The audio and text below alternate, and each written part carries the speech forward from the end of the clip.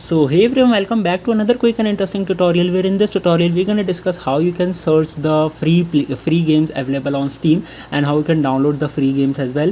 If you use Steam, you can see the lot of games are paid over there. You need to pay for the games you have to download, but there are a lot of games that are available for free on the Steam, which are the very popular games as well, like PUBG or Counter Strike. So you can surf and download the free games on Steam as well. So in order to find the free games, just simply open the Steam software on your PC. When you open the software, you can see you have to come to the store window. You can see I am currently on my store window.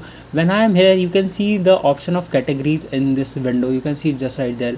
When you hover the mouse over this option, you can see the all the categories of the games are visible right in front of you, where you can see a special category free to play. You can see the first option. Just simply click on this option, and when you click there, you can see now all the games will display right in front of you, which are free to play. You can just simply download it without paying anything. All you need to do is to just simply sign into your Steam.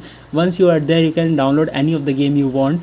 If you don't know, a lot of famous games are available for free, like Counter Strike, Global Offensive, even the Apex Legends as well.